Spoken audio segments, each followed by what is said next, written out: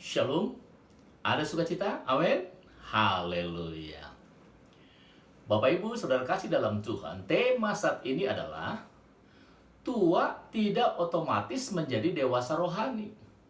Tua tidak otomatis menjadi dewasa rohani.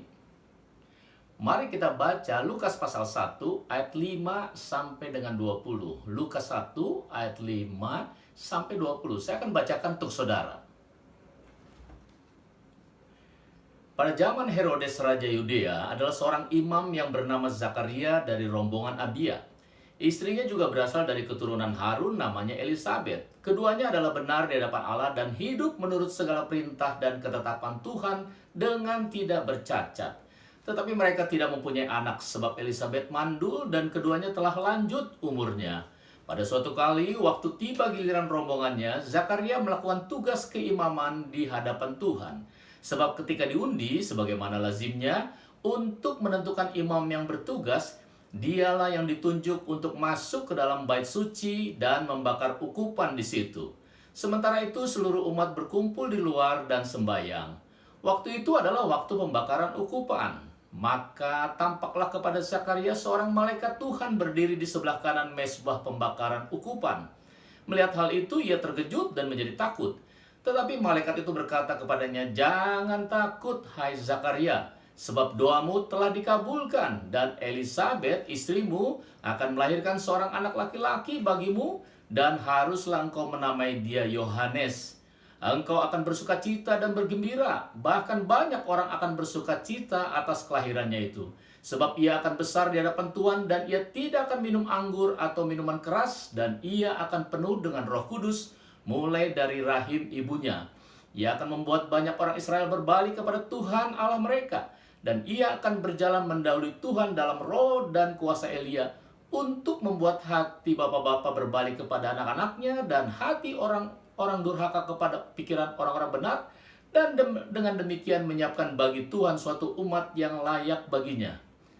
Lalu kata Zakaria kepada malaikat itu, "Bagaimanakah aku tahu bahwa hal ini akan terjadi? Sebab aku sudah tua dan istriku sudah lanjut umurnya."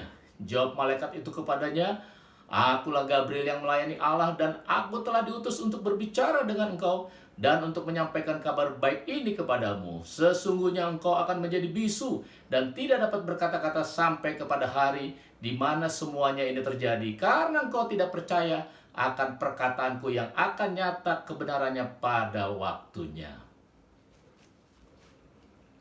Saudara, kita akan belajar dari seorang tokoh yang bernama Zakaria, suami Elisabet, yaitu seorang imam yang sudah lanjut usia yang melayani di bait Allah.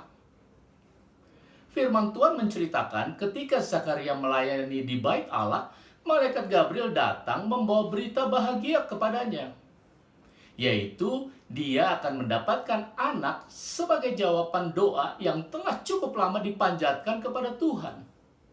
Ternyata Zakaria tidak bisa mempercayai berita malaikat ini, sehingga ia dihukum menjadi bisu selama 9 bulan sampai Yohanes anaknya yang dijanjikan itu lahir.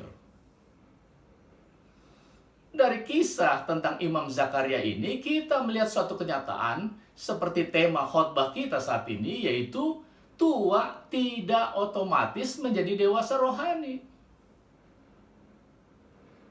Zakaria adalah seorang imam yang sudah lanjut usia. Dengan demikian, ia sudah melayani Tuhan berpuluh-puluh tahun lamanya. Kita berpikir dengan bekal pelayanan sekian lama, Zakaria akan menampakkan diri sebagai seorang yang dewasa rohani. Terlebih lagi, di ayat 6 dikatakan bahwa Zakaria dan istrinya adalah benar di hadapan Allah dan hidup menurut segala perintah dan ketetapan Tuhan dengan tidak bercacat. Wow, luar biasa. Tapi, apa yang kita lihat? Nyatanya Zakaria sama sekali tidak menunjukkan kedewasaan rohani, walaupun ia sudah tua. Jadi benarlah tema kita hari ini bahwa seorang yang sudah menjadi tua tidak otomatis ia menjadi dewasa rohani. Saya sudah banyak menemukan anak-anak Tuhan yang saya sebut mereka S3. Kalimat dalam bahasa Jawa, sampun sepuh sangat, yang artinya sudah tua banget. Ya, menurut kriteria saya, mereka yang sudah usia 65 tahun ke atas, saya anggap sudah termasuk S3. Dan ironisnya, anak-anak Tuhan yang sudah termasuk S3 ini ternyata belum dewasa rohani. Bahkan bisa dikatakan bayi rohani. Mereka sama sekali tidak mengetahui firman Tuhan. Sekalipun sudah berpuluhan tahun mereka menjadi orang Kristen, mereka tidak memiliki hubungan pribadi yang baik dengan Tuhan. Berdoa saja hafalan. Misal berdoa untuk makan, Tuhan berkatilah makanan ini, amin. Berdoa semacam ini, balita yang sudah bisa berbicara pun bisa berdoa seperti itu. Jadi bayangkan, mereka yang sudah S3, tetapi berdoanya pendek dan dihafal. Celakanya, itu pun kalau dia ingat untuk berdoa. Lalu bagaimana dengan membaca Alkitab? Oh, no. Mereka tidak pernah membaca Alkitab. Ketika saya mengajak mereka membaca Alkitab, saya katakan, mari kita baca Injil Yohanes. Dan dia mulai membuka lembaran-lembaran kitab Kejadian dengan pelan-pelan untuk menemukan Injil Yohanes. Ya, sampai besok pun tidak akan ketemu Injil Yohanes. Mengapa? Ya, dia tidak pernah membaca Alkitab. Mana mungkin dia tahu bagaimana membuka Alkitab untuk menemukan Injil Yohanes. Saudara, ini contoh nyata bahwa menjadi tua itu tidak otomatis ia menjadi dewasa rohani. Nah, saat ini ada 3 pelajaran penting yang akan kita pelajari dari kisah hidup si Zakaria S3 itu. Pertama, usia seseorang tidak menentukan kedewasaan rohaninya.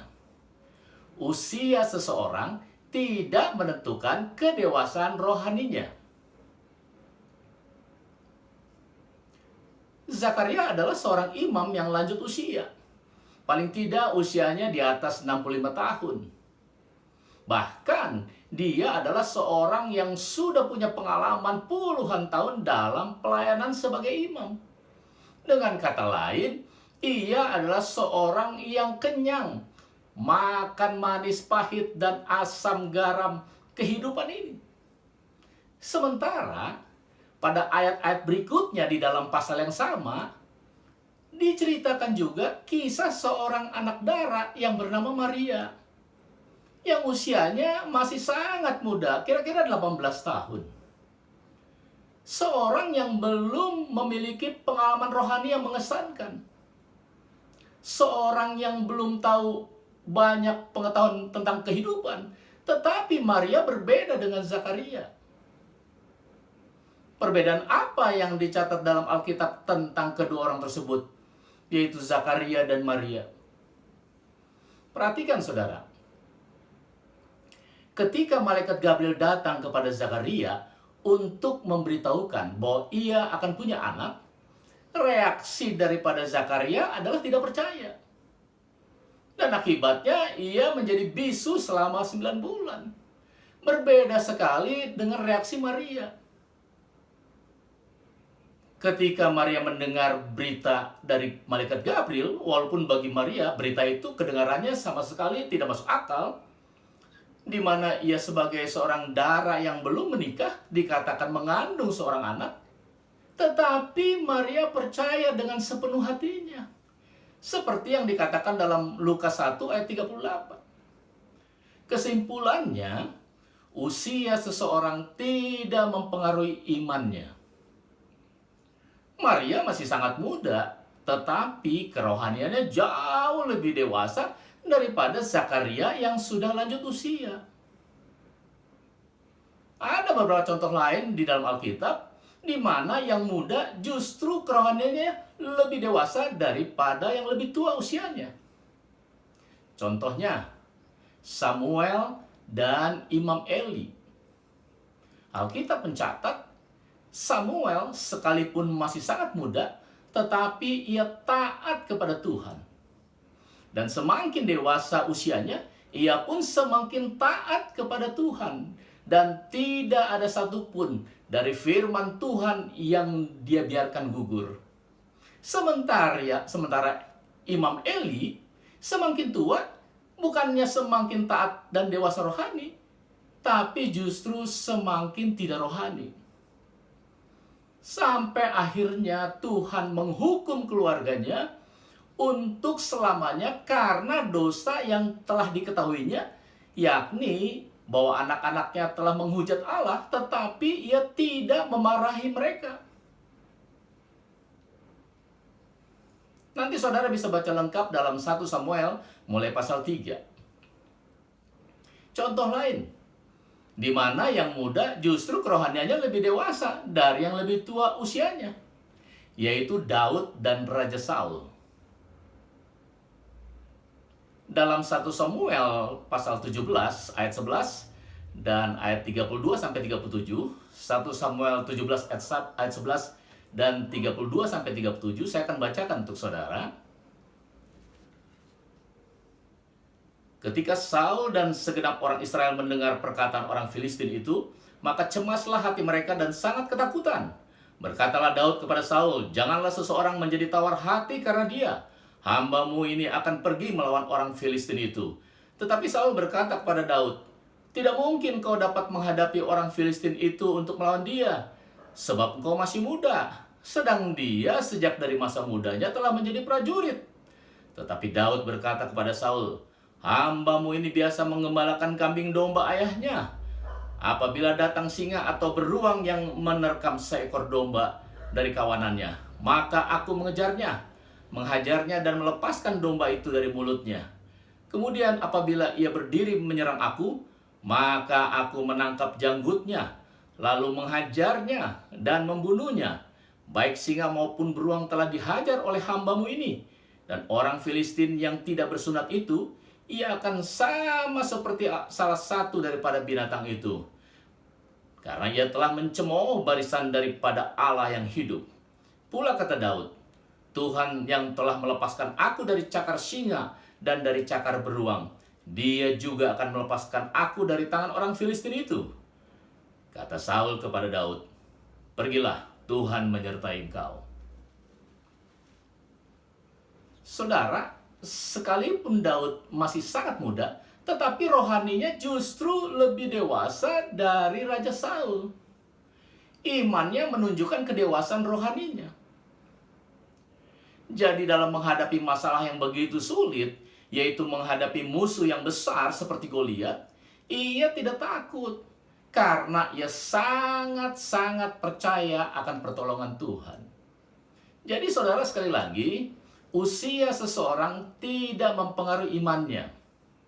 Banyak anak-anak Tuhan yang masih sangat muda, tetapi kerohaniannya justru lebih dewasa dari anak-anak Tuhan yang usianya sudah tua. Itulah sebabnya Paulus menegaskan kepada Timotius yang masih muda, supaya jangan merasa rendah diri. Alangkah indahnya bila dengan bertambahnya usia, bertambah pula kedewasaan rohani, kedewasaan iman tersebut. Amin. Hal yang kedua, ketidakdewasaan rohani akan menghasilkan reaksi yang negatif. Ketidakdewasaan rohani akan menghasilkan reaksi yang negatif. Reaksi Zakaria adalah reaksi orang yang tidak dewasa rohani. Mengapa Zakaria tidak bisa mempercayai apa yang dikatakan oleh malaikat Gabriel? Sebab penglihatan melalui indranya menyatakan bahwa ia sudah lanjut usia, dan Elizabeth juga sudah menopause. Ini adalah sebuah ciri nyata dari ketidakdewasaan rohani. Memang secara manusia, harapan Zakaria untuk mendapatkan anak sudah sirna. Sebab organ-organ reproduksi dalam tubuhnya dan tubuh istrinya sudah tidak berfungsi lagi. Tetapi Zakaria lupa bahwa ia berhadapan dengan Allah pencipta langit bumi yang sanggup menciptakan sesuatu yang dari tidak ada menjadi ada. Sebab tidak ada yang mustahil bagi Allah. Namun Zakaria berjalan dengan penglihatannya saja. Inilah sebabnya ia tidak bisa percaya kepada berita yang dibawa malaikat Gabriel kepadanya. Berbeda sekali dengan Maria. Reaksi Maria adalah reaksi orang yang dewasa rohani. Sekalipun ia hanyalah seorang gadis desa yang sederhana, ia berjalan dengan iman, yaitu percaya tanpa melihat. Mula-mula memang ia bertanya, bagaimana mungkin bisa hamil tanpa suami? Kemudian Gabriel menjelaskan pertanyaan Maria dengan menjelaskan bahwa Roh Kuduslah yang akan turun sehingga ia akan mengandung seorang bayi laki-laki. Berita ini amat sukar untuk dipahami, namun Maria tidak meminta rincian lebih jauh. Ia percaya begitu saja. Dengan demikian, Maria berjalan dengan iman, bukan dengan penglihatan. Nyata jelas bahwa Maria yang lebih muda mempunyai kadar kedewasaan rohani yang lebih mantap, jauh lebih tinggi dari Zakaria yang sudah lanjut usia. Hal yang ketiga, ketidakdewasaan rohani dapat menghasilkan penderitaan. Ketidakdewasaan rohani dapat menghasilkan penderitaan. Kita mengenal banyak penderitaan. Menderita karena bencana atau perang. Menderita karena dosa atau kesalahan sendiri. Menderita karena kebenaran, misalnya difitnah, dianiaya. Menderita karena kesalahan orang lain, misalnya ditabrak motor, atau ditipu dan uang dibawa kabur. Menderita karena sakit. Menderita karena tidak percaya, dan lain-lain. Dari kisah Zakaria ini kita mendapatkan satu jenis penderitaan yang lain, yaitu menderita karena tidak dewasa rohani. Menderita karena tidak dewasa rohani.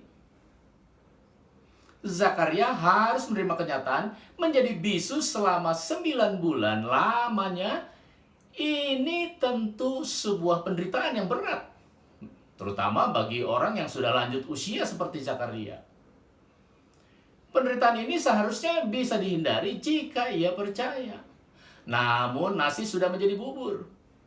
Akibat ketidakdewasaan rohaninya, Zakaria harus menderita bisu selama 9 bulan lamanya.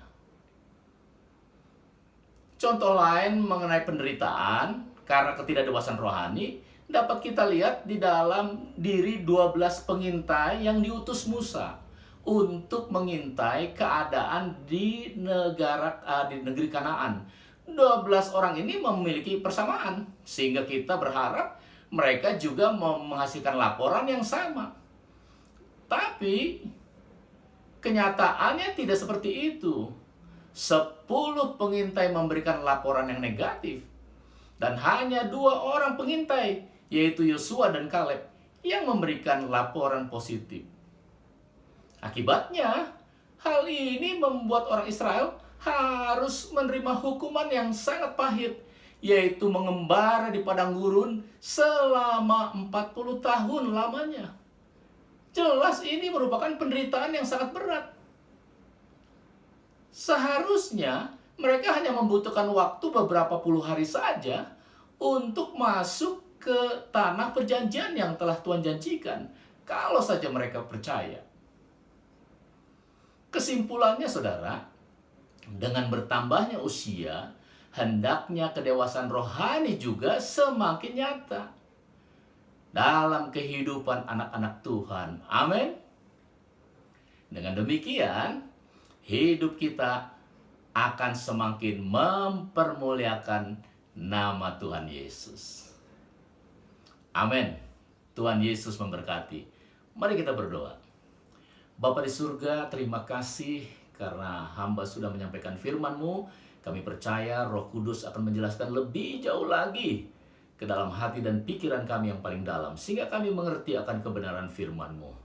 Terima kasih Bapa. Lewat firman-Mu kami ditegur untuk semakin bertambahnya usia kami, juga rohani kami semakin dewasa, semakin matang untuk mempermuliakan nama Tuhan. Terima kasih Bapa, dengan pertolongan Roh Kudus yang selalu menuntun kami ke dalam seluruh kebenaran firman Tuhan, kami boleh semakin hari semakin mempermuliakan nama Tuhan, hidup seturut kebenaran firman-Mu. Terima kasih Bapa, Engkau sudah memberkati kami, sudah memberkati jemaat-Mu, sudah memberkati kami yang mendengarkan firman Tuhan. Dan kami menyerahkan kembali kehidupan kami sepanjang 1 minggu ke depan dalam nama Yesus Kristus. Kami percaya hidup kami kembali berkemenangan. Terima kasih Bapa. Kami juga berdoa buat bangsa Indonesia, negeri tercinta. Terima kasih buat pemulihan demi pemulihan. Terima kasih buat proses vaksinasi yang terus berjalan dengan lancar dalam nama Yesus. Biarlah Tuhan yang menolong supaya krisis kesehatan, krisis ekonomi segera berlalu dari negeri tercinta ini, sehingga ada kesejahteraan di negeri kami. Dalam nama Yesus. Terima kasih Bapa, terpujilah Engkau kekal selama-lamanya. Dalam nama Yesus kami berdoa dan mengucap syukur. Haleluya. Amin. Amin. Amin. Amin.